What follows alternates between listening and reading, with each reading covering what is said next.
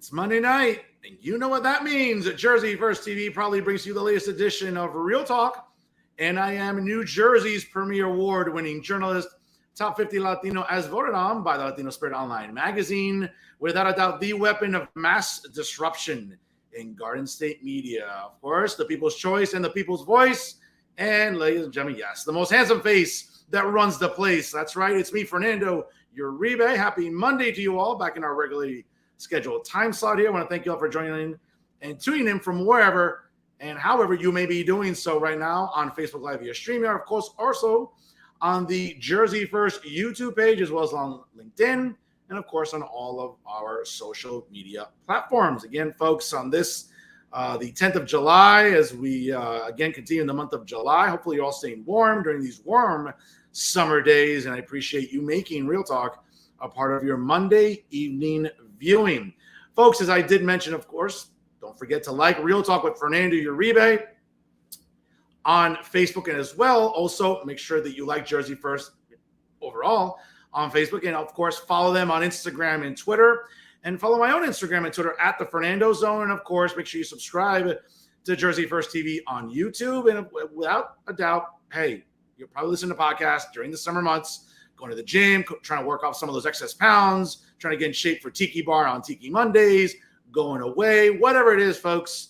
Download it from either Spotify or SoundCloud and take Jersey First TV with you all summer long. And without a doubt, I say it all the time, how proud I am to be on the dream team of Garden State Media. Yes, folks, it's Jersey First TV.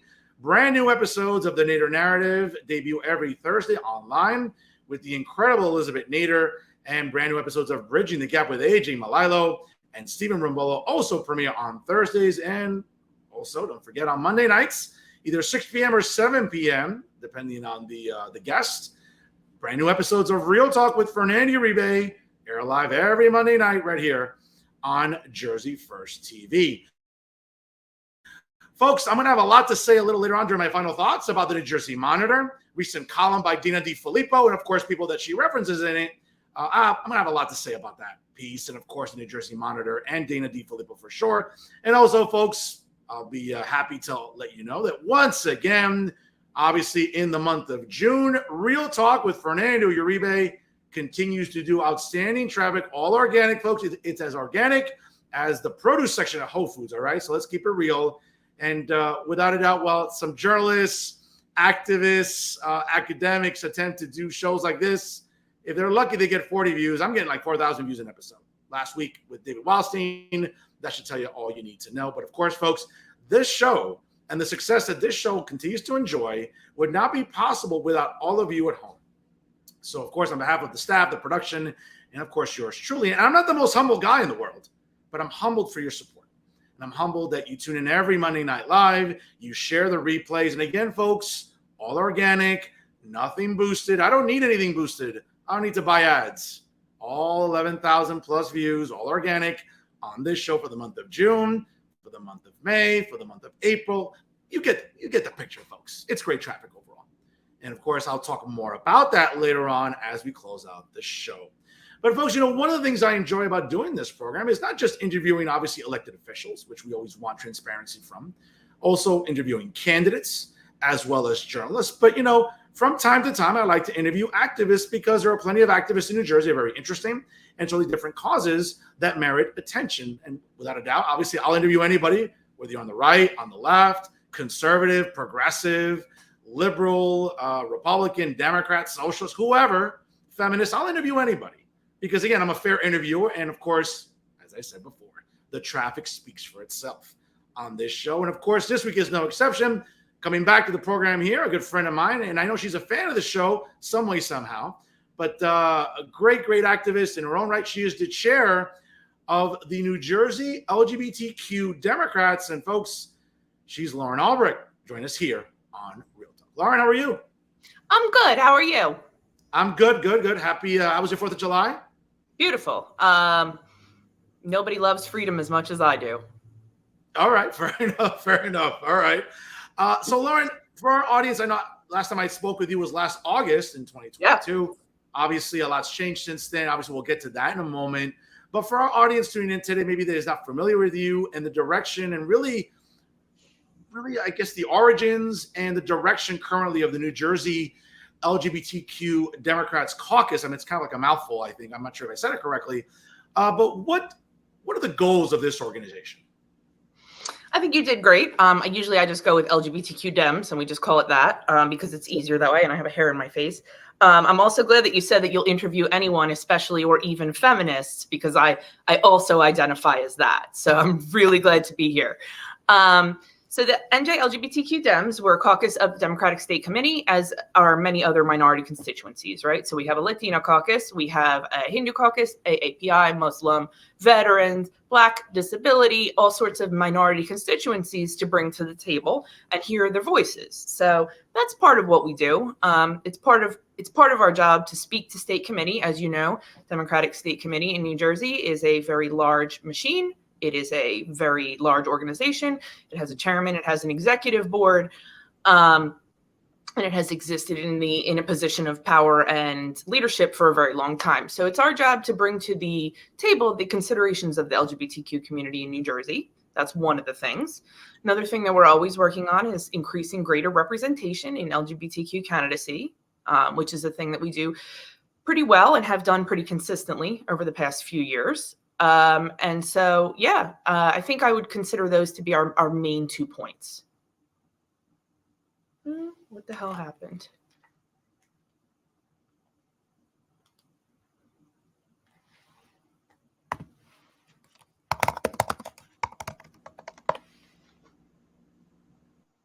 Did I freeze?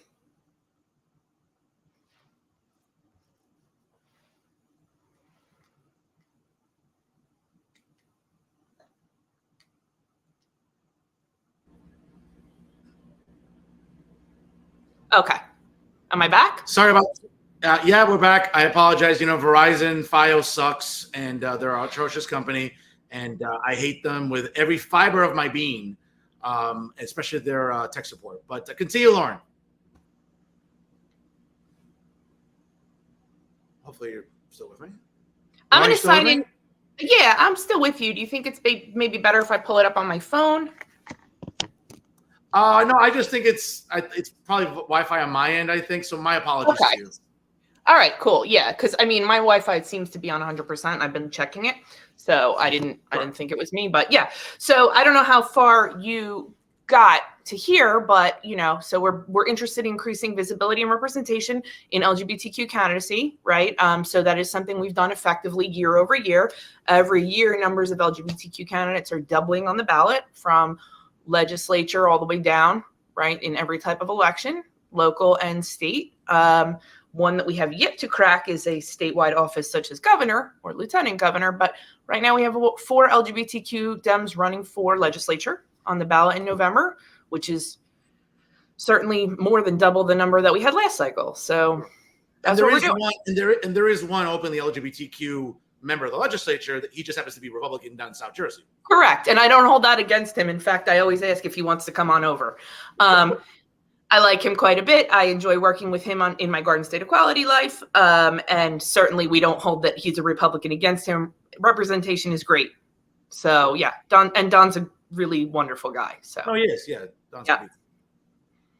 So Lauren, when we talk about, obviously this legislative cycle is interesting because this November at the top of the ballot is really all 120 legislative seats. There are some local races, obviously, in certain municipalities. Where I live up here in Hudson County, for example, Hoboken has their council races. You have other municipalities that have, county commissioners, county executive, things of that nature. But by and large, at the top of the ballot, the main event, as they say, is all 120 legislative seats. So let's sort of dive into that. And it's interesting to me because obviously, as you mentioned, the New Jersey LGBTQ Dems Caucus operates under the umbrella of the New Jersey Democratic State Committee, very much like the NJGOP. What's interesting though, and I'm curious, as you're talking to candidates. You mentioned there's 4 LGBTQ Democratic candidates running legislative seats. How's it been sort of going door to door, either doing town halls or going? It's the summer, so maybe you set up a table at a local food truck festival or county event or whatever. And the reason I think I'm a little not skeptical of the organization, but it's a climate though, Lauren, we're in New Jersey again. This legislature spends if they run their households like this, I think they'd be bankrupt. And it's weird to me because, Republicans are in the minority in both chambers. Again, I'll be very honest. I'd like to see some of these districts in Central and South Jersey flip red. Where I live up here in Northern Jersey, Northeast, it's as blue as Windex. They're not going to change ever. I mean, that's just the way it is. But I think that, we're seeing some vulnerable Democrats in Central and South Jersey that you look at their voting records, whether it's, state senators that voted for, let's say, the plastic bag ban, which is absurd because, I can go to Walmart, go to the produce section and get a plastic bag and shop with that. It's ridiculous. But the point is that Democrats, I would argue, in a climate where, people are moving out of New Jersey, we're getting suffocated with property taxes. I'm a homeowner, multiple dwellings, so I know firsthand what property taxes look like. We're seeing just taxation up the wazoo coming out of Trenton, irresponsible spending. Are you having any difficulty trying to run some of your candidates, regardless of being LGBTQ, just running as a Democrat, maybe in districts where people are feeling that economic suffocation? I think that that's definitely a consideration, right? But I also don't think that that's everything for everyone, right? So there are some people who are single issue voters who are going to say, yeah, sometimes I vote for Democrats, but really right now I'm not thrilled with what's happening in Trenton for whatever reason. Maybe it's spending, maybe it's something else. And then there are a lot of single issue voters who are like, I'm going to vote blue no matter what, or I'm going to vote blue for reproductive care access, or I'm going to vote red for whatever issues conservatives are focused on. So I don't necessarily think that that's always an issue. I will speak I can always refer to my own parents, right, as sort of the common voter, right, like the fairly high information voter who don't necessarily always vote along a party line, right? And sure. I think until pretty recently, we're probably both independents or unaffiliated voters. And so the economy will certainly be one of the issues, but it's not going to be the everything be all and end all. So maybe 1 year, if the economy appears to be an issue for them, that's the way they'll vote. But that's also not a consistent thing that you can judge by. So no, I haven't seen anything. I haven't been knocking on a door yet this summer, and I'll get to that within the next 2 weeks. I have some canvases scheduled, but I haven't seen, and let's be honest, most of the time I'm talking to Democrats anyway. Unless I'm here in a place like this with you, or I'm lobbying in Trenton and speaking to Republican lawmakers, I'm talking to Democrats anyway. And so there is something to be said for getting outside of my echo chamber and hearing you sort of stated plainly like that, that seems to be the chief concern. It's not like I'm unaware of that, but like I said, sometimes I exist in sort of a little bubble, little echo chamber where I'm only talking to Democrats, and that's not really a thing because we understand. I love living in New Jersey, probably no matter what. So no, Lauren, I'm with you. Listen, I love living here. My media brand is here. My homes are here. I love New Jersey. I'm a Jersey boy. I just grow concerned. And listen, the advantage I think you have with your candidates, for example, is Democrats have more than 1.5 million registration advantages statewide. We know that independents obviously occupy a big part of the electorate as well. I always tell Republican candidates all year that I've been interviewing, listen, you got to crack independents. You got to knock on doors and convince them hey, if you're used to voting. Depends where. You can crack independents in certain places and they're going to vote blue anyway. They just don't like to put that on their voter registration. I live in Wall Township. There are equally a number of independents as there are Republicans. That number is almost exactly the same, 8,000 of each. But essentially, I'm looking at 16,000 Republicans. I'm not looking at 8,000 independents who may vote Democrat sometimes, right? So, crack the independents, but strategically, right? Do I want to talk to independents in Wall, or is that going to further solidify for them that they should vote Republican? That's kind of a fine line.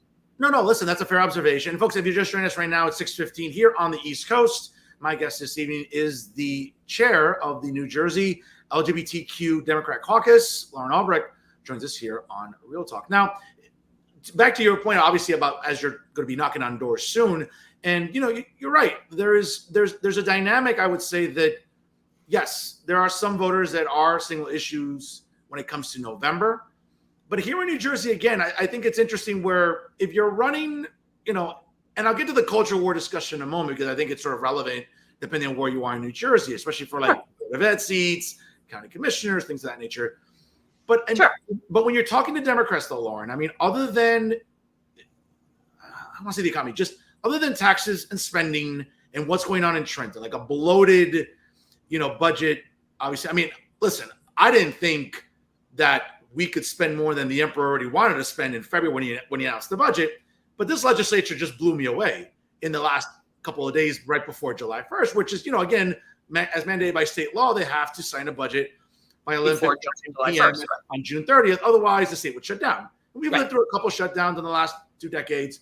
There was no risk of that, but it just seemed like, if there's any ammunition to go after some of those career politicians in Trenton, especially in Central and South Jersey, where those seats are kind of winnable to flip as red as my jacket. Sure. Again, I think it has to be, and I say this all the time because I bash the NJGOP consistently. It just can't be about spend. Like, we know what the Democratic leadership does poorly in Trenton. We all know this. I know this. I point out all the time. But it has to be beyond that. The messaging has to be like, it has to kind of gravitate to certain demographics, women, Hispanics, brown people in general, right? And I think that when we're talking about issues, not just those, is that where maybe culture war or it goes beyond kitchen table issues? Is that where it becomes like sort of like pressing? So, I mean, for as equally as that might be something that the NJGOP hammers on, economy spending. And they're bad at it. So, I mean, I think in that way, though, we also have sort of drawn our lines on things that we think the GOP is bad at, right? Which are probably what you're calling culture wars, and I basically just call human rights and equity. But we can talk about that in a second. But yeah, so I think that, the GOP hammers on spending. Do people care about that enough to come out and vote? Do people think that that is real or true or well communicated? Do people think that that's a moving issue to get them to the polls? I don't know. No, listen, it certainly remains to be seen as we head towards November, and obviously whether or not, the kitchen table pocket issues are going to dominate. I mean, obviously, gas prices are still what they are, food prices, everything. I think those two kitchen table issues, I think, matter. But let's get to, I mean, again, I call them from time to time culture war issues. I'll call them, I guess, I don't know, interpersonal issues I think that people have. I think what we've seen during this election cycle, Lauren, obviously we've seen it at Board of Ed meetings, throughout the state of New Jersey. We've seen some very lively Board of Education meetings where parents, and again, listen, our property taxes pay for school boards. Again, for our audience members that don't know that, spoiler alert. The idea that if parents want to go to Board of Education meetings and voice their displeasure on whether it's curriculum or how school boards are spending money, I think parents have a right to do that, or any homeowner, because again, it's their property taxes that are paying the school budgets. However, one caveat on that is that, yes, the property taxes due in the township pay for that, but school districts also receive state money. So it's not just money that comes from the individual town where the school board is located. So anybody can go to those meetings and voice their opinion. That's fair too. Obviously, I mean, there is some discrepancy now or some heat about whether or not Trenton is looking to withhold state funding to certain school districts, and we'll get to that in a moment. But when we talk about these school board meetings, and obviously, even after COVID, though, Lauren, obviously I think one of the dynamics about COVID is that it made a lot of these county commissioner meetings remote, and you can watch it, at home. Same thing, Board of Education meetings. Again, nothing really good came out of COVID, obviously, that we know. But, the caveat about technology is that now when we want transparency from elected officials, whether it be school board people or legislators or mayors or commissioners, council people, we can see these meetings. Now, they've gone viral, not just in New Jersey, but nationally. But let's just stick to New Jersey here. Obviously, it is a point of contention. I think that many LGBTQ activists, not Democrats, activists, for example, whether it be organizations like yours, whether it be Garden State Equality, for example, which has come under a lot of scrutiny by even some in your own party and some on, let's say, your political side of the aisle. That's a very vague statement to make, and it's very leading. No. But what I'm saying is that, again, these are organizations that have voiced their displeasure about what goes on at these school board meetings. So let's sort of separate fact from fiction here. What's going on at these school board meetings that doesn't sit well with you? So first, I just want to say that I do think that it's a hot button issue because it's on TV all the time. But I do think that last time around, Jack Ciattarelli proved that this was not a winning issue for like a gubernatorial campaign. At least it wasn't last time around, because he leaned a little bit heavily on things like inclusive curriculum and how he was going to eliminate all that. He was at the gun range telling people that, you know, that LGBTQ people are this and that. That didn't seem to be a winning issue for him. So that's the first thing. I don't think that the average New Jersey voter considers that to be a hot topic or a deal breaker or maker. So that's the first thing. I think that when we see these things in these school boards, we have to consider that these are conservative school boards anyway. These are not places where there is any great diversity. They're not places where there is any great progressive or liberal thought. So these were places that were moving that way anyway. I don't really think that that's a tone shift. I think it's just a mutation of tactic. Okay, I like that phrase. Actually, let me jot that. I like that one. I'm going to use that one. But having said that, though, when we look at these school board meetings and we look at, obviously, I mean, there's been a lot of rhetoric out there, both on the right and left, about school board curriculums and what's going on in these municipalities. We know what curriculums were passed in 2020, and it's interesting because I think 2019. But go on. The what? 2018. Sorry. And 2019 for the inclusive curriculum, and then I think it was 2020 or 2021 for the comprehensive sex ed standards, which is standard and not a bill anyway. It's not a law. So. And it's interesting because obviously this started happening years ago. And as much as, I'm about the consistency of it started happening under a different governor, right? We started seeing the seeds being planted, not by Phil Murphy, but we started seeing things happening in Trenton under Governor Christie's watch. So it's interesting that, again, and there's a lot that I, ostracized the governor for, but this started also too under the Christie administration. We started seeing people being placed in certain positions in Trenton that were examining these topics, and obviously they moved along in the Murphy administration once he took office in 2018. But now again, like, it's 2023. I don't think this is such a hot button issue per se in November when it comes to whether it's a sex ed curriculum, whether it's, and listen, I think you see enough of my stuff to know when I don't like things or certain things that are woke or whatever. But what's interesting, though, is that I think that in a state like New Jersey, this isn't going to be as pressing in a legislative election in 2023 as it would be in other states. I think it's back to the bread and butter issues at the kitchen table and living room tables. And I hope so. I actually would really hope that those are the issues that people are concentrating on, and not sort of things that are made up panics, not things that affect only 1% of the population, not things that are based on best practice public policy, things like that. I would hope that the issue for the average voter is whatever it is the safety of their family, their property taxes, their quality of life here in New Jersey, which, by the way, has consistently rated in the top 3 public school system successes in the country every year. So what we do in New Jersey in our public school system, which, I mean, obviously I'm not a teacher. I did go to school and get a teaching certificate. I've never used it. I priced myself out of the pay range, unfortunately, at a much younger age. And so I never went and sought a teaching job. But that was what I had intended to do. So, the client of the public school is the public, right? It is the individual parent in the township, but it is also the public. It's the public interest. And in New Jersey, we've successfully done that. We have the lowest reported rates of things like on-campus sexual assaults in New Jersey, or things like we have the highest rates of graduation and moving on to a higher degree. So our public school system functions really well, despite the critics of it that are vocal, but also a minority. Well, I mean, I would probably argue that I think a lot of the criticism towards our public schools probably isn't so much against the schools, right? It's probably the NJEA. I think when people have their arguments or disagreements over the AFT or the NGA, it's probably directed more towards that than the actual establishment, or the chamber of the school itself. Obviously, the way that the districts are run, curriculum budgets are settled and everything else. Let me ask you this, because I know we talked about it last time, and I think it's something that, gets a lot of flack, and I think it becomes easy material for, let's say, other conservatives in New Jersey. A good friend of mine, Matt Rooney, is not as, I'm not as emphatic as Matt is when it comes to culture war issues. I'm more about, I'm a policy nerd. Those are what my graduate degrees are in. So I'm more about bitching. Yes, I see them all behind you. That's right. Yeah, absolutely. But, I bitch really moan more about economic issues in New Jersey because I'm a policy nerd.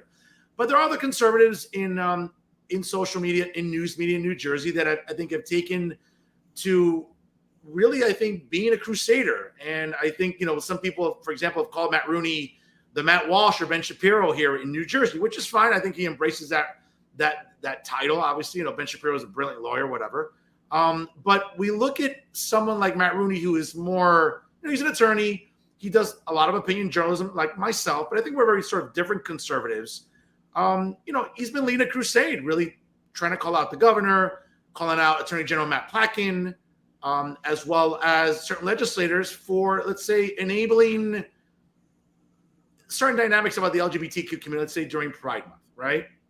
And I think that whether, here in Hoboken, I know some people got some flack at City Hall about what was going on with Drag Queen Storytime, or whatever books were going to be read and how young children were going to be, or whether or not, certain Pride Month parades were suitable for children. Let's sort of unpackage all this. And I think because it becomes a talking point during election season, so let's sort of separate fact from fiction here. So it becomes a talking point because certain people want it to be a talking point. It becomes a talking point not because it's an actual issue, but because it's a cheap way to get clicks and views. That's the first thing. The second thing is, if you don't want to take your kid, if you don't want a kid to go to Drag Queen Storytime, don't take your kid there. Just like if you don't want an abortion, don't have an abortion. People are not rounding up random children on the streets and bringing them to Drag Queen Storytime. If a parent thinks that that's an appropriate place for their child to be, or wants them to learn something, or wants them to go to a place where somebody in a costume is reading a book, then that's up to the parent to decide it. If the parent wants to bring their kid to a parade, regardless of whether it's a Pride parade or a St. Patty's Day parade, I gotta tell you, I've seen a lot more inappropriate things at a St. Patrick's Day parade in Belmar than I have at a Pride parade in Asbury Park. That's the truth. I've never seen anybody. Interesting. I've never seen anybody vomiting or urinating on the street at the Pride Parade in Asbury Park, but the St. Patty's Day Parade in Belmar, I had absolutely seen that. So I'm just saying, if you don't want to bring your kid to the St. Patty's Day Parade or the Pride Parade or the Puerto Rican Day Parade, then don't bring your kid there. I don't think that needs to be anything further than that. Let me ask you this, Lauren, because I know in Hoboken, there was a recent Drag Queen Storytime event. And I think when parents, or let's say residents, were complaining, does your position change so much? I'm sorry, does your position change with a private bookstore as opposed to the public library? Because if it's paid for with tax dollars from the city of Hoboken and certain residents want to complain, what's the difference here? So I'll go back to, again, the client of the public library system is the public interest. It's not an individual with a complaint, right? And certainly they're public dollars. And of course, there is a difference between a private bookstore, somebody owns it. Look, private bookstores host conservative, inflammatory, racist, awful authors and pundits all the time. There's nothing I can do about that. That's their personal bookstore. Look, if the Hoboken Public Library wanted to host Ben Shapiro or whoever, I would probably write them a letter and let them know exactly what was damaging about that. But at the same time, I do understand that the client of the public library is the public interest and not me as an individual.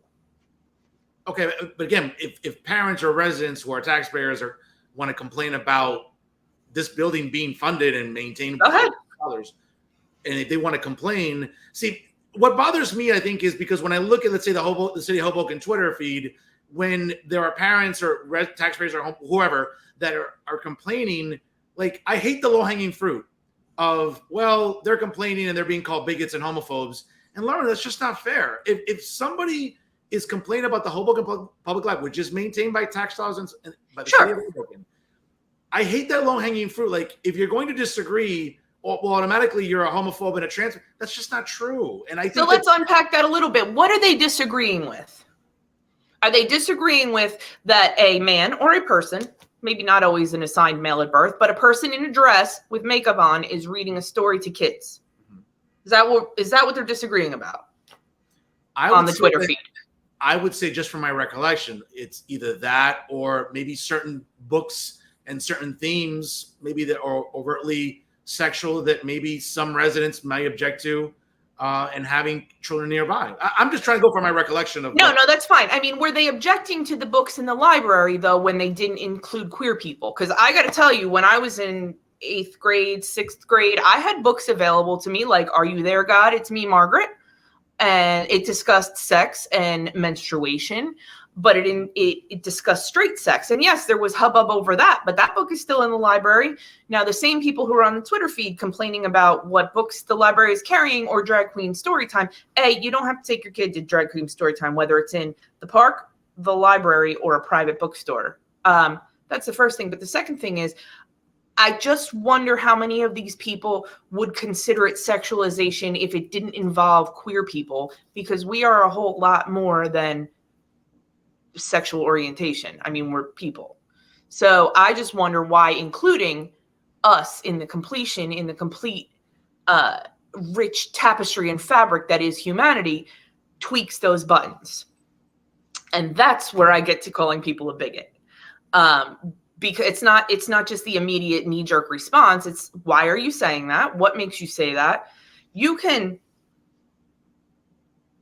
disagreeing with somebody's existence or identity that they're born with is not a disagreement of values, is not a religious disagreement, is not a cultural disagreement. That's bigotry.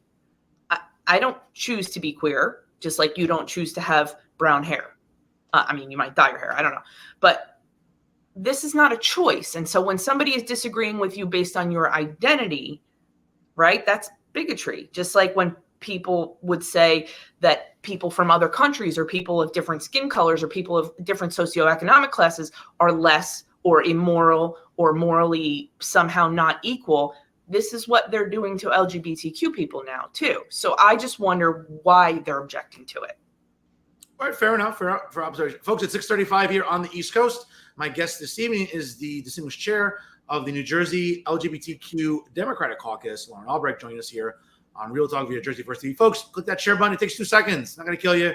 Click it, and it shows up on your social media news feeds. Lauren, you mentioned about identity, and obviously, certainly the way that it's being perceived now. Obviously, it's been in the news. We all know that at the end of June, the Supreme Court ended their session and decisions were rendered. Really wanted to sort of pick your brain about I don't have the case number or case, blank versus blank on me. Are we talking about the Dobbs decision? No, not the Dobbs decision. The decision concerning the web, the website designer. The 303 website. Yes, sure. Okay. And it's interesting because, for example, as someone like me who looks at it, because, for example, I mean, listen, I'm not the most devout Catholic. I identify as Christian. I pray in my own way, and I don't force on anybody. But it's interesting when that decision sparked a lot of controversy about. Now, I understand sort of I've started reading about it and the details. Did you read that actually nobody asked her to do the website and she made that up? No, I did read that. I think, but it also, I mean, I don't want to sort of hypothesize here and say that, well, eventually it was going to fall into this scenario. But the idea, I think that, people are going to have a religious objection to that. It's not just Christians, Sure, there are some Muslims, sects of there are some sects of Judaism or Islam that also interpret their scripture in a certain way to mean that God considers homosexuality or being queer a sin. Sure. I mean, hardcore Muslims as well that read whatever narratives they want from the Quran and everything. And again, my thing is, I'm being a policy nerd, I'm one of my concentrations in grad school was American government. And one of the things I've done when I teach classes is talk about the Bill of Rights. And I look at those 10 amendments as very, very sacred. And I'm one of those, well, you're either going to believe in them or you're not.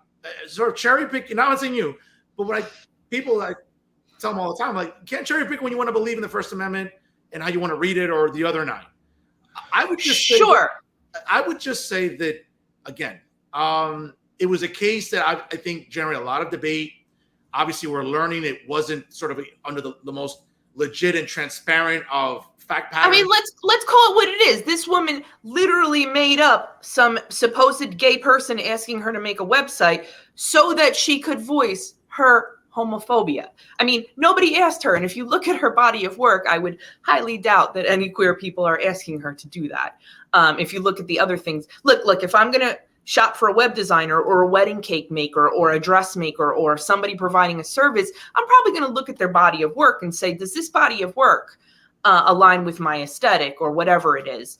And based on the things that she was putting out on the internet, I would highly doubt that any queer people were asking her to do that, because her body of work is things like flyers for the Army of God and church stuff and very Christian things. So I would say that I personally, and I can't speak for anybody else, certainly the queer community is not a monolith, and I don't speak for all of us, but I know a lot of us, and I don't think that anybody was asking her, frankly.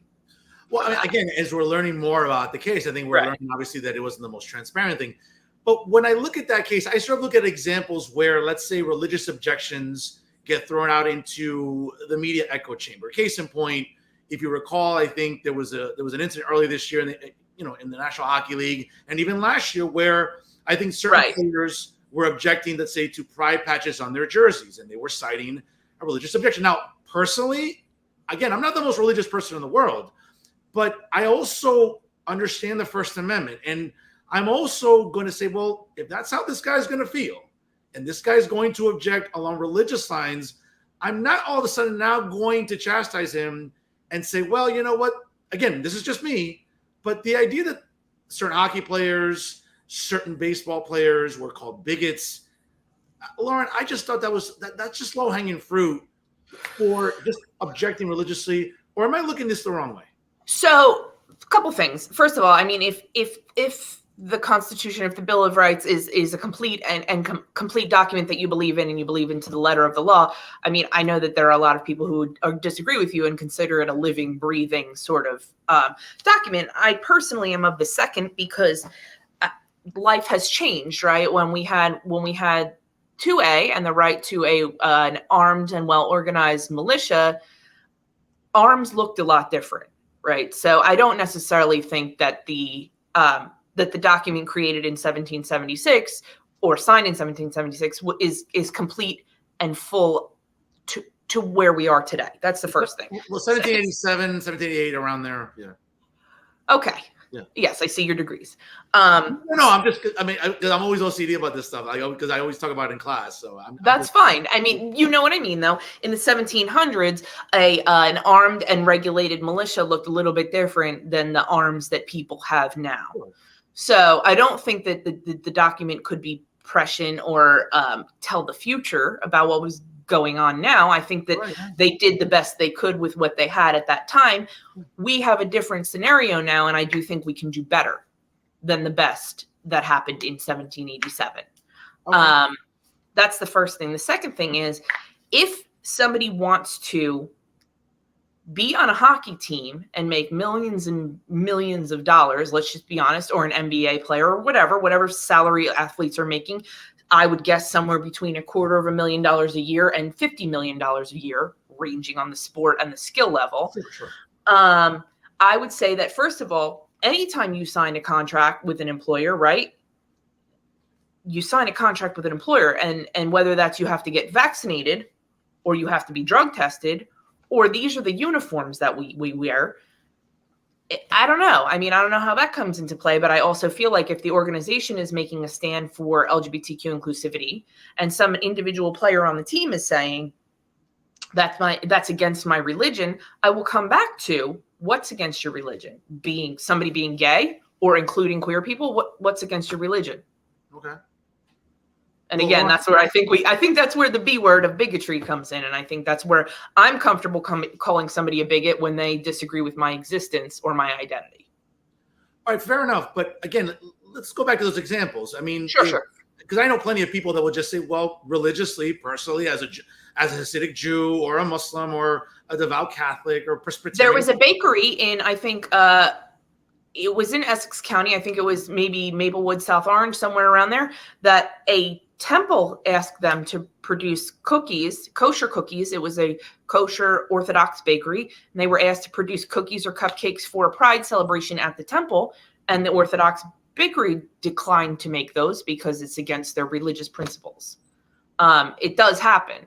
Sure. No. So again, we'll sort of go back to that premise. And as you mentioned, obviously, these are athletes working for a corporation, by and large, sports franchises are LLCs. So, there are corporations. And obviously, if you're telling me that they signed a contract and you have to abide by your employers, I guess, certain mandates, right? Listen, I'm unvaccinated. I'm proudly unvaccinated. I went through a lot of hell and a lot of unnecessary malicious vilification for being unvaccinated. And, again, that's something which was a different topic for a different day.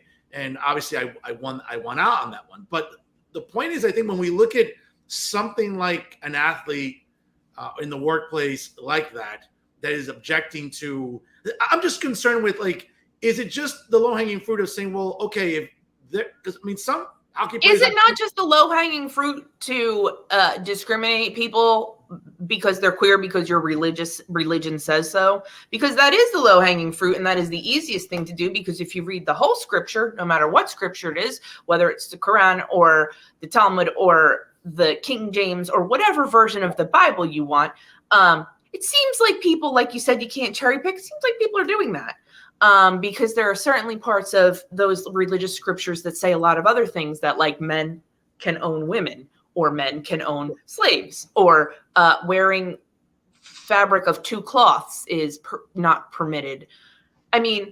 I don't know. I think it's the low-hanging fruit to go after queer people because that's sort of like where we're at, right? And it's always the low-hanging fruit to go after a minority. We are a minority. We're 6 to 12% of the population. Trans people are less than 1% of the population. Of course, it's easy to go after the low-hanging fruit when there's less of us.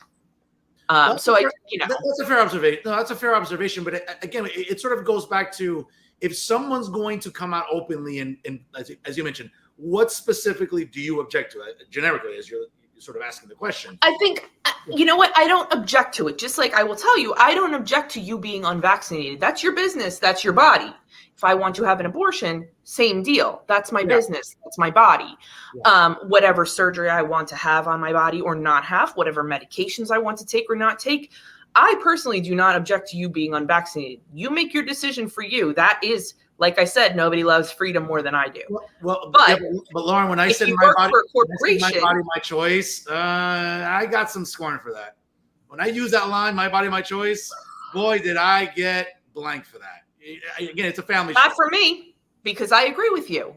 Mm-hmm. That's your body. That's your choice. Now, if you work for a business or a corporation, and their rules are you can't come on and work on the floor, or you can't serve, or you can't do this without the vaccination, totally different story. But interpersonally, yeah, absolutely. Your body, your choice. Well, listen, I wish I ran into as many open-minded and more accommodating people like you, because I didn't get that. I got a lot of vitriol and I was vilified for just not being vaccinated. Not because I'm a conspiracy theorist, or I just chose not to be vaccinated. But I also think that we could unpack a little bit why that is. And maybe in telling me why you think that you shouldn't be unvaccinated, I might find something that you say objectionable. But on the surface, at the end of the day, if I'm going to request my own bodily autonomy, that goes all the way.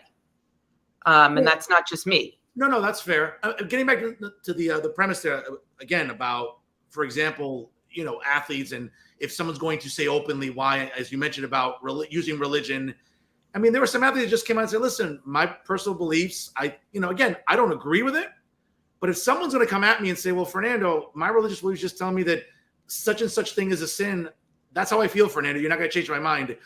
It's hard for me to go after this person and be like, all right, well, what am I going to do? I can't move mountains. They can say that. They can absolutely say that. I would question what they actually think they're objecting to, or what their aim or goal is here. Because look, if you are an orthodox person or a purist about your religious belief and your read of your scripture or your read of your holy book, if you're going to single out that part of it, I really hope you're following every other letter of the law spelled out there. But if you're only using it to justify why you can't wear a rainbow patch on your what is essentially your work uniform, or if you're using it to justify why it's okay to not sell somebody your product on your website, again, I really just hope that you're following every single part of the Bible with the faith that you faithfully want to exclude LGBTQ people or don't believe or don't, or disagree with. Lauren, do you feel that the recent Supreme Court decision might just sort of open some floodgates, I think, for exactly what you're mentioning? And so I want to call to your attention, because I looked through our emails today. We talked about this last time I was on. And I said that I really think, and a lot of us are really worried, and I think that we're on a very slippery slope here. As we know, elections do have consequences. And we have been knowing this since prior to 2016, what the makeup of a Supreme Court will mean for things like abortion rights, access to marriage equality, access to bodily autonomy, access to interracial marriage.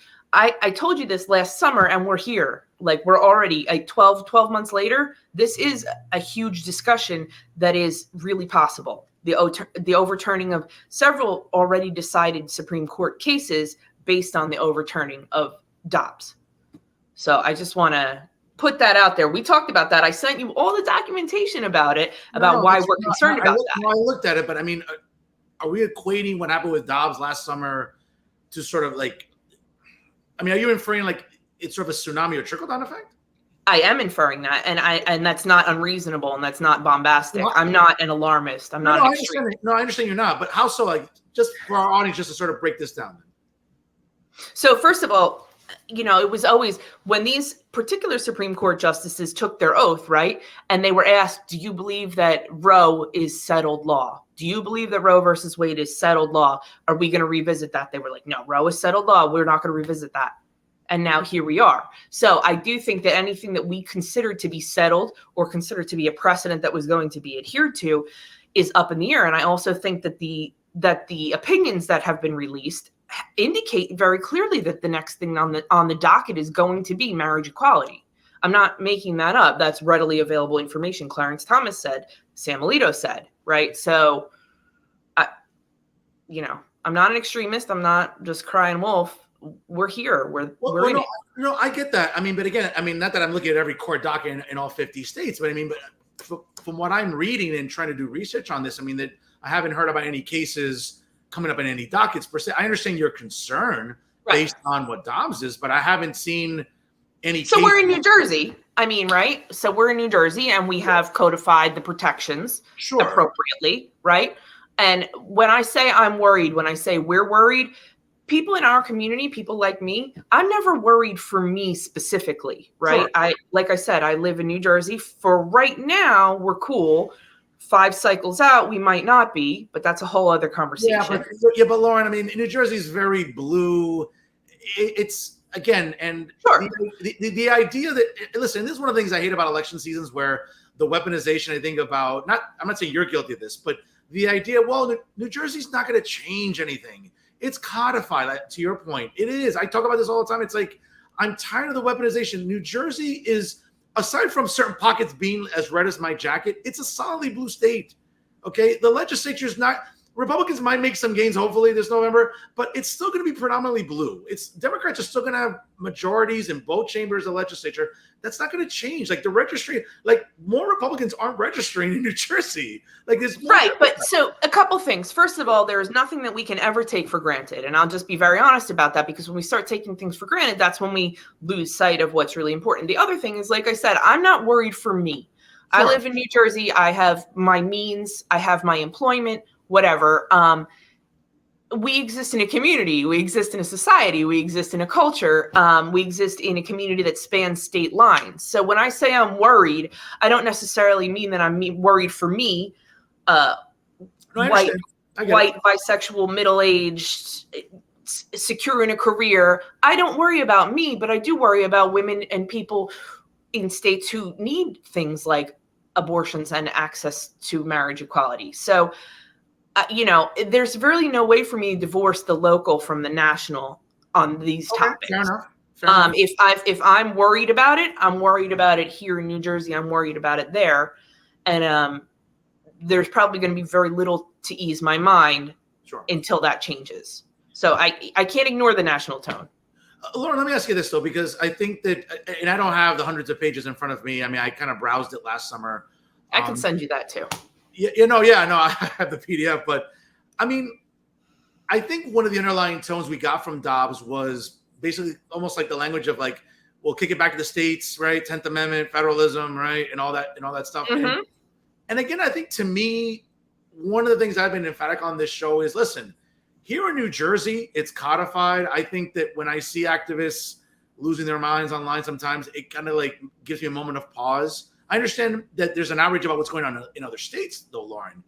But at the end of the day, if part of the language about Dobbs was, hey, we're just kicking it back to the states, we're invoking the 10th Amendment, states govern themselves, again, it's like, I say this all the time. If you don't live in Tennessee, like, don't worry about what Tennessee's doing. Listen, do you think Tennessee cares about what we do in New Jersey? I mean, they ought to care what we do in New Jersey, because they're a receiving state and we are a giving state. So our quality of life here and our tax money and our every dollar that we send to DC that we don't get back, places like Tennessee do get it, right? Okay. The other thing is that it is impossible for me to ignore the fact that even though I don't live in Tennessee, a decision like that in Tennessee will result in women dying. And that's never going to be okay with me. That's fair. So I think that you and I are going to have to see that on different planes. I understand what you're saying about states' rights and federalists and kick it back to the states. And I understand that in principle, that is how these things work. But there is never going to be a time where I'm not going to worry about somebody who needs access to something and doesn't have it, whether they're in Tennessee or New Jersey or wherever. Listen, that's a fair point. Again, the reason I just brought that up is because, I mean, whether it's Tennessee, Illinois, Missouri, I mean, I'm just sort of naming states randomly. I mean, I know friends of mine that live in Georgia, that live in Louisiana, and are just like, bro, I can't believe what, I mean, obviously they use my language, I can't believe what the emperor's doing up there where you live. I'm like, well, it is what it is, I mean, what can I tell you? Palpatine's doing what he's doing. That's fine. But hey, you don't live here, so it really shouldn't bother you. And that's always my answer to them. I'm like, well, I get it. And that's fine. Right. And I mean, I can't believe it. And look, I have queer friends who live in Alabama, in Mobile, and places like that, the Panhandle of Florida, Panama City Beach. And I say to them, I can't believe what your governor is doing. How can you stand to live there? And again, most of the people that I probably am in communication with also have means, right? And can probably obtain whatever services or legal needs they need by traveling, by moving. If they need to move, they can do that. But I think that goes both ways. You don't like what Phil Murphy is doing. I certainly don't like what Ron DeSantis is doing. No, listen, I get it. I think we'll agree or disagree on that one. I mean, I love Ron DeSantis for different reasons. Economically, again, as the policy nerd in me, I'm looking at economics and stuff. But yeah, we'll agree or disagree on that one. Let me ask you this. Again, obviously, since you brought up, from the last episode, certainly like the trickle down of the chain of events here. We talked about this before, and I've had other activists on this show. Thankfully, I know you're very calm and you don't get triggered easily by certain topics, but obviously the trans community continues to be a subject of considerable discussion. Just this weekend, for example, out in the Netherlands, for example, a biological male won Miss Netherlands, while a biological female was runner-up. And then obviously let me ask you, you don't live in the Netherlands. Why are you worried about what's happening in the Netherlands? No, it's fine. No. I just found it interesting that, as a guy, listen, here in New Jersey, it's crazy that when I have to stand up for women's rights in New Jersey, when there are organizations that should be doing it instead of me, I grow concerned, Lauren. And so first of all, let me ask you a question. Did you give a crap about women's rights before trans women entered the conversation? Like, did you ever feel that you had to stand up for women's rights until trans women entered the conversation? In the sense of what, choice or in general? I mean, listen, I'm not a feminist, obviously, but I would say that I think if I had to voice some opinion about a women's issue, listen, I've always been a pro-choice person within reason. I mean, I don't, unless there's the health of a mother, unless there's other issues. Again, I'm not a fan of aborting a baby on the 9th month under any reason. But I mean, I've always been a pro-choice person. I'm always been a guy that doesn't really happen except for like maybe once a year. Sure. Well, but again, I've been a pro-choice guy. I'm all about Plan B. You know, I mean, listen, it's $40 has saved me plenty of times, and hey, I'm all for that. That's fine. Good to know. So, but what again, I'm just going to ask you, like, if you think that you're standing up for women's rights, like, I'm a woman, I'm a cisgender woman. I am not at all upset when transgender women or non-binary people share the same space as me, win accolades alongside of me, come into my social scene. Look, I mean, thank you for your concern, but I'm good. And other women are certainly welcome to voice their opinion about that too, cisgender or trans. But what I will say is that, again, this seems, you said this is an issue that's popular or whatever. Again, we're talking about less than 1% of the population. Why are we fixated? Why are conservatives fixated on less than 1% of the population? I'm good, man. If a trans woman wins Miss Netherlands, cool. Next year, I'm sure a cis woman will win. And either way, they're both women to me. Okay. Well, all right. I mean, we'll definitely agree to disagree on that one. But let me ask you this: I'm a big sports fan, and we talked about it last year when you were on the show, and I'll talk about it. We can't put the genie back in the bottle.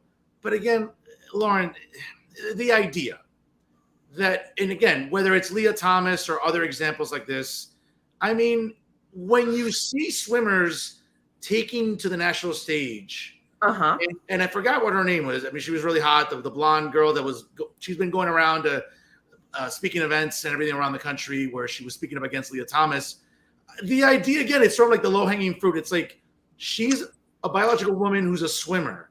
She just took exception saying, hey, listen, I just think this was unfair. And out came the vitriol, out came the character assassinations. And I just thought that was, man, that just wasn't. So she's certainly welcome to say that. I don't know about like this particular one in particular that you said is hot or whatever. But I do know, like, there was a situation, I think, in Massachusetts where like a trans woman won some sort of running competition, right? Yeah. And whoever came in a place after that, I don't even know if it was second place, is shopping this narrative around that she's the fastest woman in Massachusetts. It's been debunked time and time again. Like, these are actually her times. There are other cis women who are outperforming her on a regular basis. So just because she came in second to a trans woman once does not mean by any means that she's being defeated regularly by trans women, or that she's the fastest woman in Massachusetts. So I do think that we need to take, when we hear, and again, whoever is speaking out against Leah Thomas, absolutely welcome to your opinion. I'm welcome to mine. But Lauren, it doesn't concern you at all that, again, when Leah Thomas was a guy, he ranked 23rd out of I think 50 out of the national rankings. He was like middle of the pack, 23, somewhere in the middle of the pack. And all of a sudden he transitions to being a woman, and now all of a sudden he's winning competitions and stifling biological women like that. I mean, if I'm a dad with a biological girl as a daughter, and she's hopefully going to college, she's maybe on an athletic scholarship, she's trying to compete. Again, I don't think the objection to Leah Thomas is unreasonable. And again, this is a guy who was a middle of the pack, average swimmer as a guy. So I think a couple things.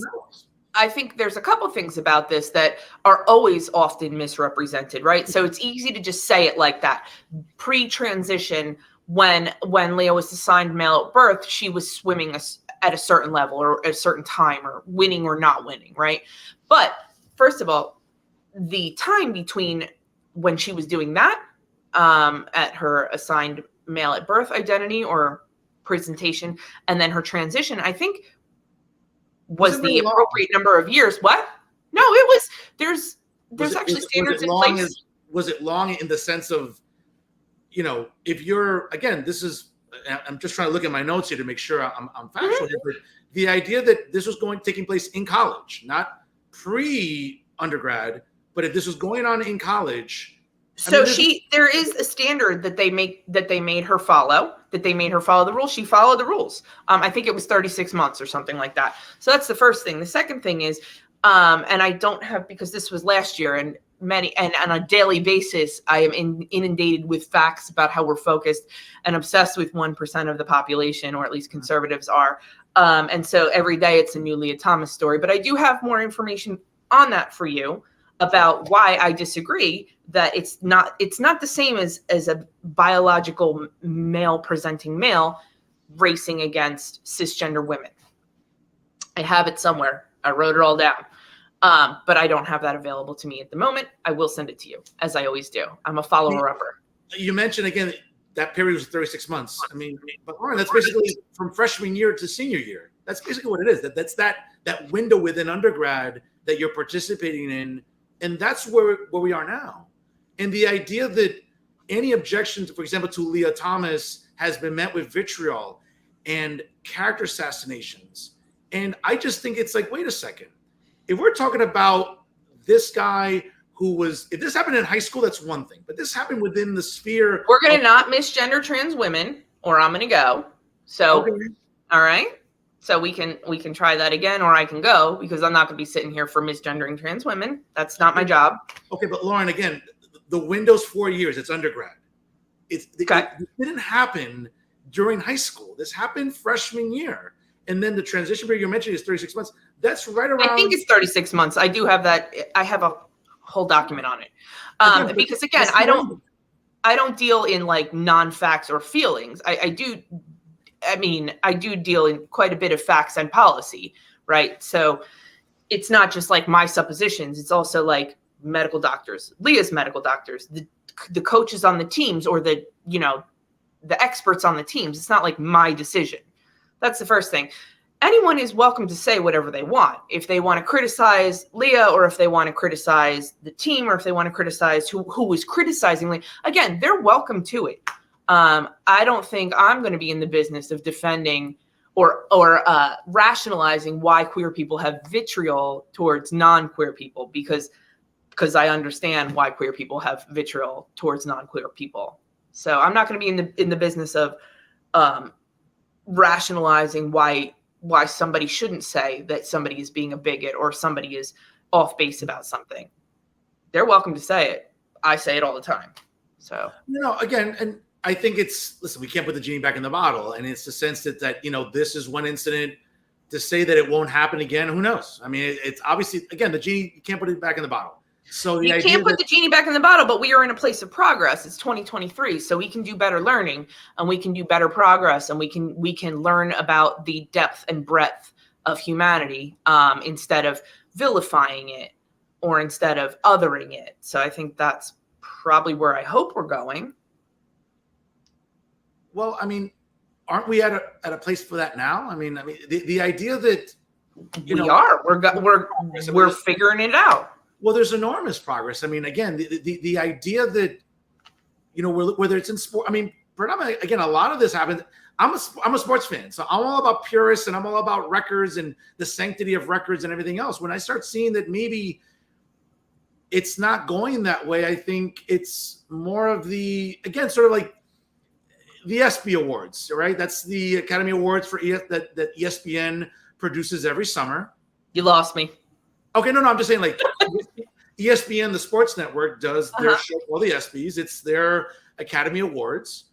And if you remember, obviously, when Caitlyn Jenner won, I believe, Woman of the Year, I mean, obviously, there was some, not backlash, there was some discussion like, well, is this really legit? Is this something that we should encourage? And I think that any criticism was met with, well, ESPN is going to silence people or going to fire back at individuals that aren't exactly towing the company line and or maybe not supporting the network / LLC the way they wanted to. And then obviously there comes that collision. And I think that, those are things that I think are worth talking about. So let me ask you, is that not the free market, right? Like, is that not like, people have different opinions? You're right. What works? No, you're right. What works sells.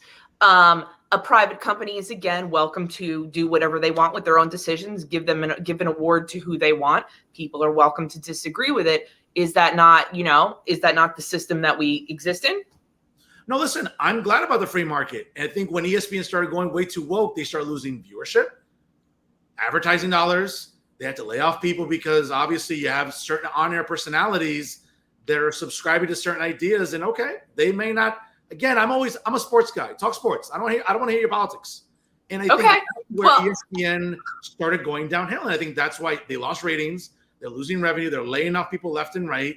It's not by accident. It's not because a majority of sports fans in the country are bigoted. No, it's just I think they want to be able to watch sports without an invocation of political narratives into sports. And I think that's why ESPN is in the state. That's fine. But I would argue that I think that, first of all, I think, and you use the word woke, which makes my eye twitch because I think woke is a lazy word. I think woke is a lazy word. I think, what do you mean by woke? Do you mean aware that inequality exists? I mean, what do you mean by woke? Do you mean that minority constituencies are receiving recognition and are being catered to? I mean, what do you mean by woke? I think woke is a lazy word that is bandied about quite a bit. I mean, I think there are different levels of woke, the way I try to use them on the show and when I have discussions about them. I mean, again, the idea that I have activists here in Hudson County, progressives that are getting triggered by statues. I mean, Jesus Christ, we're talking about hundreds of years ago. I'm sorry. What statue is that? Take your pick. A president, Abraham Lincoln, Teddy Roosevelt. I mean, take your pick. I'm not saying you, but generically anybody out there. And that's sort of, again, like, listen, I'm Cuban and Colombian, okay? My dad's Colombian. The Spaniards invaded Colombia hundreds of years ago. They tortured and maimed Colombians. Am I still going to be bitching and moaning about the Spaniards' colonial rule 300 years later? No, I'm not going to do that. The idea, listen, I'm a Rutgers alum. I'll put it into common present text. The idea that people were having meltdowns about Colonel Henry Rutgers, one of General George Washington's most trusted soldiers during the American Revolution, the idea that, hey, we should tear down the statue of Henry Rutgers because he owned a slave 500 years ago. Lauren, this drives me crazy. This drives me mad. So the idea that conservatives are consistently having a meltdown over the identity of less than 1% of the population is really boggling to me as well. Do you see how that works? Like, what you choose to focus on, what your values are, what people are triggered by or not triggered by. I can't account for any of that, but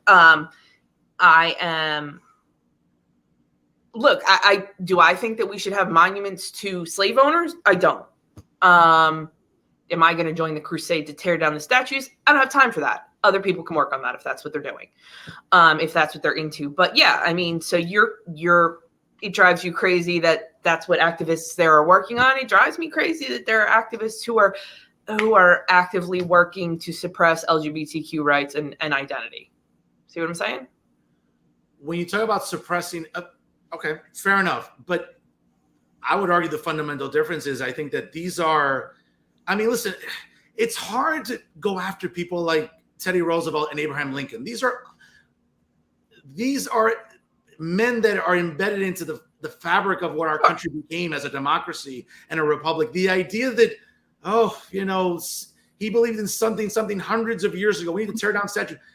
Lauren, that's crazy in 2023. There's a lot of stuff that's embedded in the fabric of our culture and our country that is not great. I mean, right. So do I think that that's the important issue to focus on? I personally don't, but if somebody else that thinks that that's the way to go about it, by the way, we're way over 25 minutes. I don't know sure. Folks, it's 10 after the hour here on 7 o'clock here on Eastern time. We're wrapping up shortly here with my guest tonight, the distinguished chair of the New Jersey LGBTQ Democrat Caucus here, Lauren Albrecht. Lauren, it's been a good conversation. Obviously, I definitely want to have you back on. Real quick before I let you go, certainly, where can our audience learn more about the NJ LGBTQ Democrat Caucus? Websites, social media? Yeah, social media. At NJ Dems LGBT.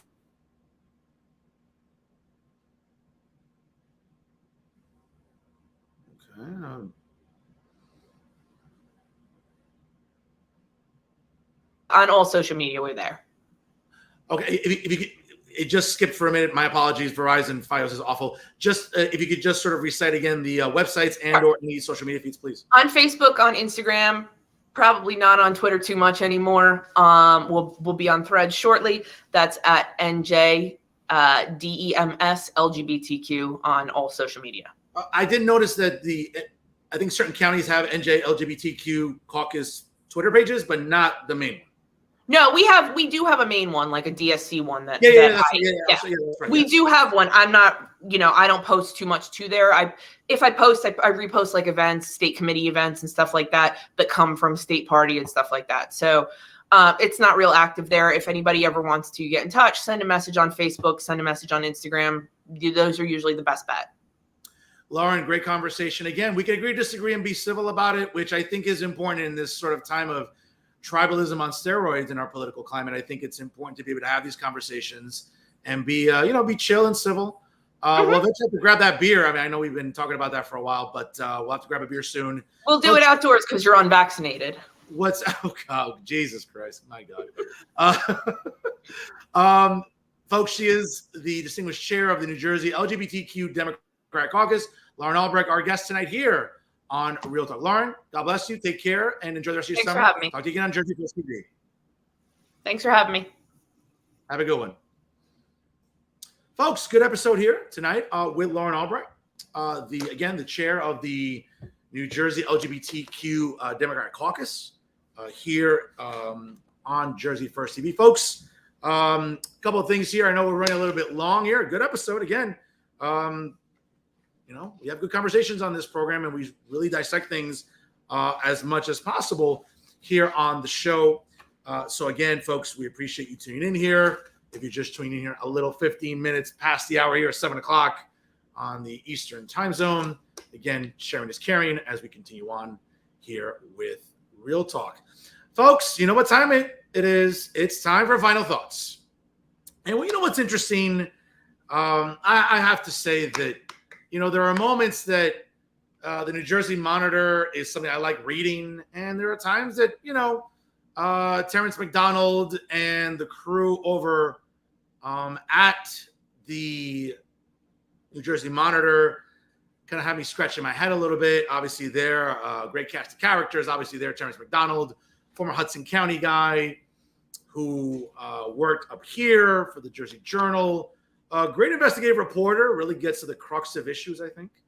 Obviously, others as well. Obviously, you see Sophie Nieto Munoz. And she's always nice to look at on my TV screen. So I'm definitely never complain when she's featured in columns or anything like that. So shout out to Sophie there. But, Dana DeFilippo at times, it makes me scratch my head. And I get it, Dana, you're an accomplished reporter. I'm not going to even remotely take you to task on that. You've cut your teeth in the business. You've rolled up your sleeves in different parts of the country, and you've covered stories. Obviously, even in cities like Philadelphia and other parts, obviously in the Midwest. And you're an accomplished reporter. I don't have a bad word to say about your resume and pedigree. But at times, though, Terrence, you drive me crazy in what you're enabling at the New Jersey Monitor. And Dana's latest piece here, published right over 4th of July weekend, which was kind of interesting. And, I'm not going to read the whole thing. It felt like a dissertation reading it. When you look at the cover of the column, but a panel finds, quote, dismaying bullying by feminist leaders. Now, ex-leaders of the New Jersey chapter of the National Organization for Women accuse local chapter leaders of racist and ageist bullying. Right? So I'll give you sort of the highlights here. 9 months after the state leaders of the National Organization for Women of New Jersey resigned over racism and ageism allegations, a grievance committee directed all 2,200 leaders and members of the feminist advocacy group statewide to undergo anti-discrimination and anti-bullying training. Now, the 3-member panel appointed by National Now officials declared, quote, the hostility of communications by local chapter leaders with those who resigned as, quote, toxic and dismaying. Now, the local officers should have been mindful of the long history of undermining leadership and microaggressive behavior towards persons of color and membership organizations and capture their conduct with this history in mind.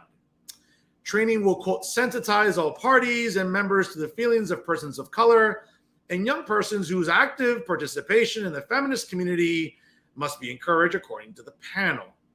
Now, the committee stopped short of booting the offending officials from the organization or banning them from leadership positions, as the former state leaders had urged, because they didn't find their actions egregious enough to do so.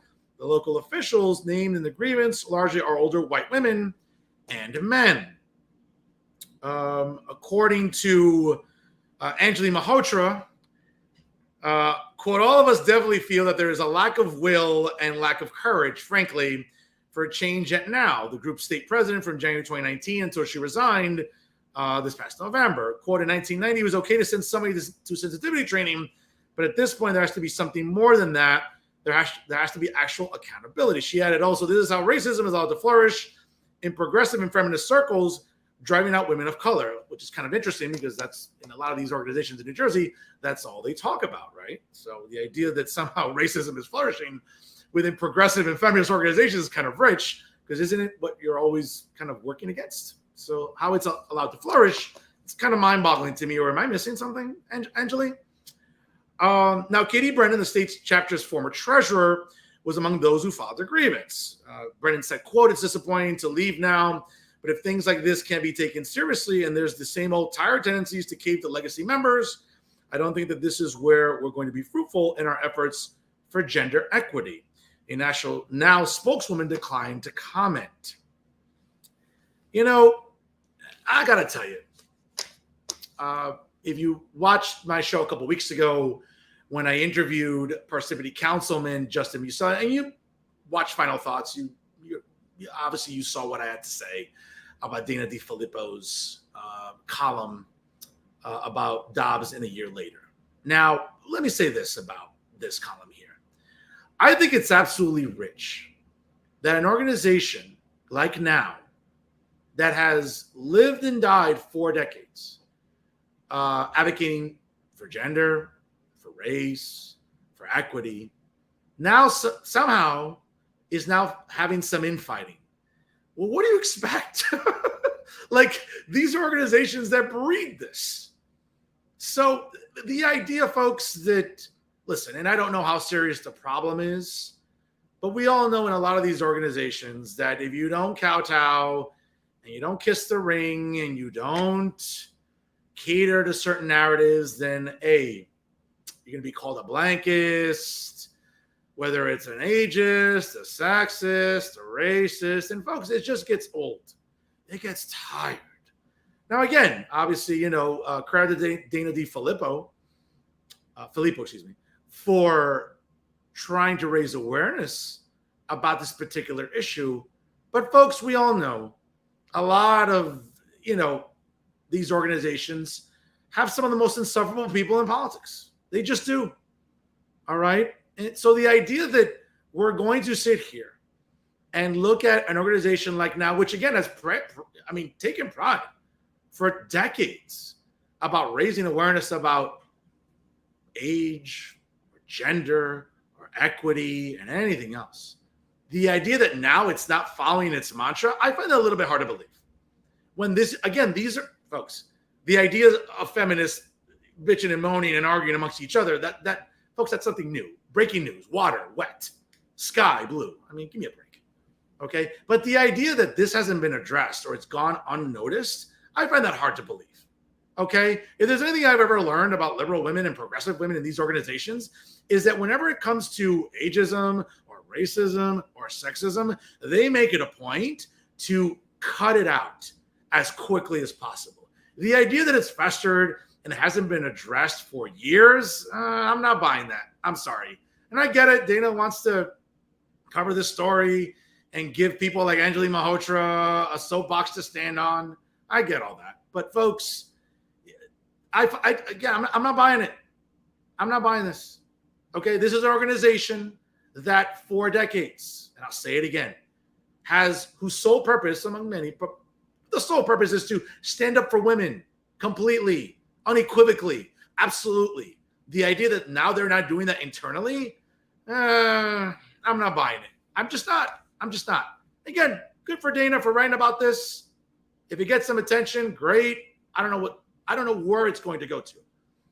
But the idea that the problem is as serious as it's being made out to be, I don't know. I'm going to take a wait and see approach on this. But just because Angelina Malhotra is bitching and moaning about it doesn't necessarily make it so.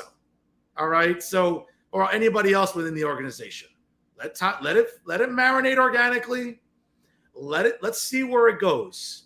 But folks, again, these are organizations that have dedicated their lives for years in fighting all this blankism or blankists. Okay? The idea that they're not doing it lately, I find it a little bit hard to believe. Just because some people cry into the wind doesn't make it so.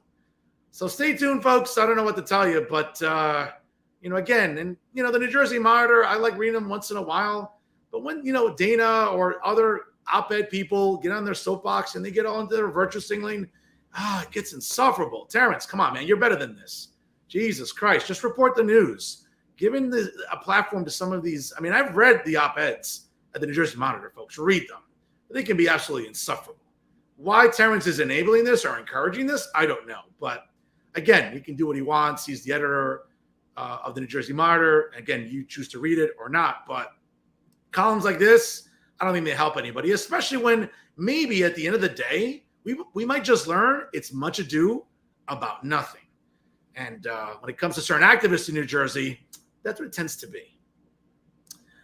Folks, that's our show for this week. And once again, I do want to thank Lauren Albrecht, the distinguished chair of the New Jersey LGBTQ Democrats Caucus.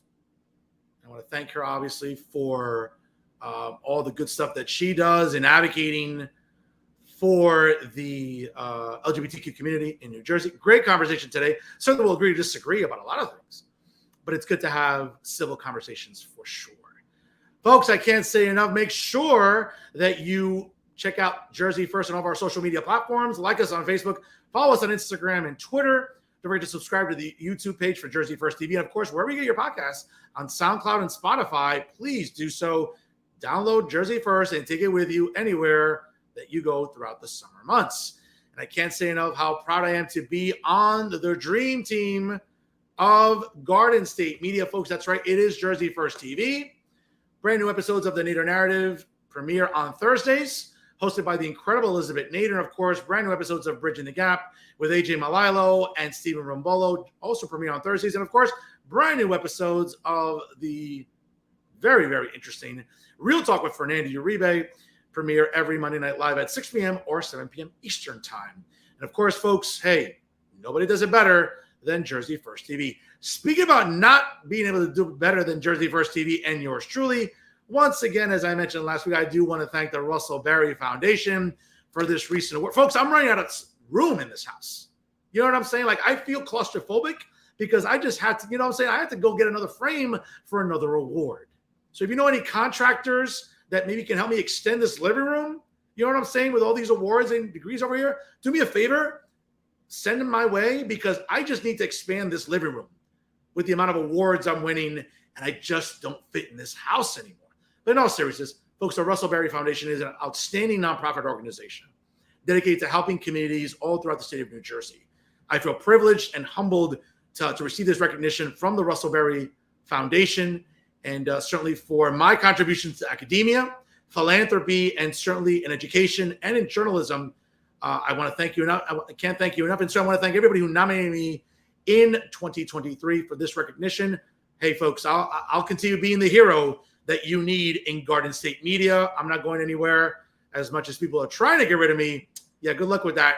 I'm not going anywhere. So once again, I'm deeply humbled by this recognition. A special thank you once again to the Russell Berry Foundation, an outstanding nonprofit organization doing great things in the state of New Jersey. And certainly I want to acknowledge their greatness every single day for all the good things that they do 24 hours a day, 7 days a week. Speaking of greatness, did I forget to mention about the great traffic for the month of June? Yes, folks, 11,000 views and counting, all organic, nothing boosted, of course, with New Jersey's premier award-winning journalist.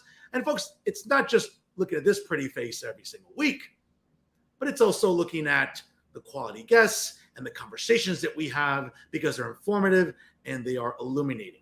But folks, again, this traffic and this accomplishment could not be possible without all of you. So to my family, my friends, my inner circle, even to the haters, because I know you're watching because you can't help yourselves.